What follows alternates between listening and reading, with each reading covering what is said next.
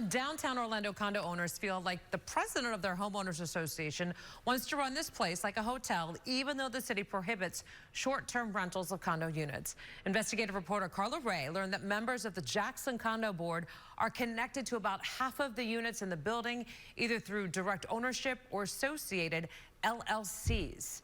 And the president of the board admits in court records to running a rental business with the ones he owns.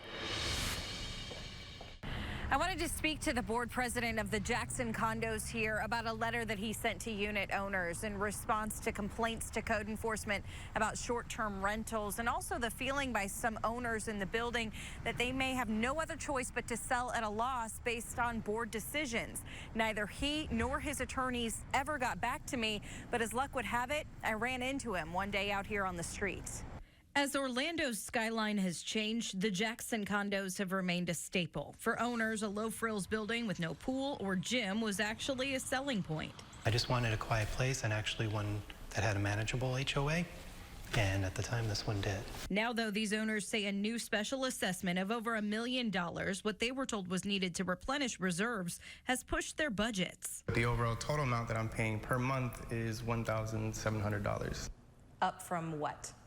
It was around low 600s when I first moved in here, so it's almost tripled. I went from, I think, about $400 a month to nearly $1,200 a month. They question whether this is an effort to encourage them to sell to make room for rentals. 9 Investigates went through property records and found half of the 52 units in the building are owned or connected to association board members, either directly or through associated LLCs, including board president Nabil Ansari, who admitted in court records to operating a rental business with his units in the building, something that got him and other board members cited by code enforcement for violating the city's short-term rental ordinance in the past.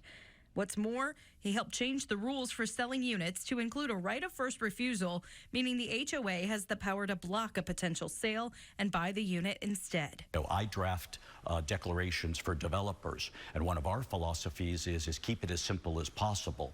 So I never put in a first right of refusal because that deters a buyer from buying. So, and that's exactly what they're trying to do. It appears here is deter third parties from buying because they want to buy the units and control it. Real estate attorney Barry Miller says the combination of a special assessment, right of first refusal, and a push for rental properties is a recipe for a building takeover. We cannot confirm whether any units have been purchased by board members through the right of first refusal, but take a look at this letter sent by Ansari to unit owners.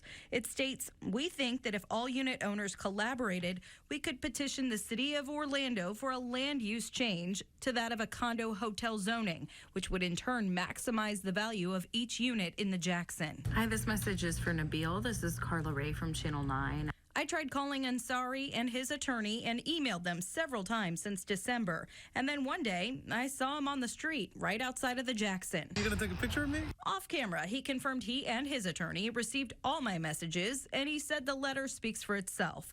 That letter says even though short-term rentals are against city ordinance and punishable by fine, they also do not violate any laws and are not illegal in the figurative meaning of the word. I just wanted to give you an opportunity to explain the letter that you sent out to the residents here.